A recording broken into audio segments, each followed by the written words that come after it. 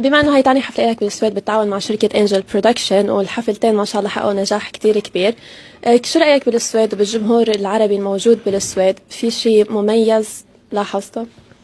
صراحة أميز شيء كان موجود بالسويد هو الجمهور. هلا قبل شوي كنت عامل لهم هالبلد كلها باردة إلا هالجمهور اللي عم شوفه، عم بنطنا على الأرض بجنن.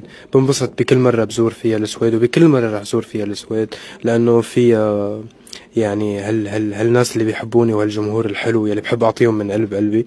وكتر خير الله قدرنا نعمل حفلة حلوة والناس انبسطت فيها وطلعت مبسوطة، ويعني وهذا بالنهاية نحن موجودين كرمال نعمله. أكيد. مثل ما بتعرف أنت السويد تحتل المرتبة الثالثة عالميا بتصدير الموسيقى، وفي كتير منتجين سويديين بالموسيقى على مستوى عالمي. بتفكر بيوم من الأيام تتعاون مع مؤلفين سويديين أو عالميين؟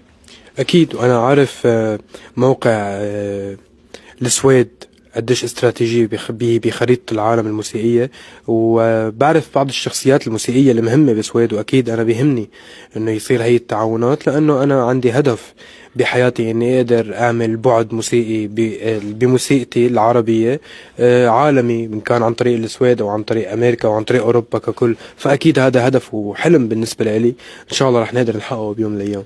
إن شاء الله. تمام. بما أنك اليوم لأول مرة بتغني أغنية بتهون على لايف على المسرح بالسويد، كيف كان شعورك؟ صراحة فكرة مميزة إنك تكون أول مرة عم غني غنيتي على مسرح بأوروبا قدام هالجمهور الحلو، وكتر خير الله هي غنية مسرحية بامتياز وطاقتها مسرحية، وفعلا كانت هالغنية مع الجمهور لها غير شعور مختلف كليا عن ما نسمعها على يوتيوب. أكيد. آخر سؤال، أي وحدة من أغانيك هي بتعبر عن قصة شخصية قوية أنت مريت فيها أو تجربة، أو فينا نقول غنية اللي بتشبهك أكثر شيء؟ كل أغاني لاني كاتبهم وملحنهم أنا، فهن بيمثلوني ومراية لإلي. ما بتذكر ولا غنية كتبتها عبثا أو ما بتمثلني، كلياتهم يعني. أوكي.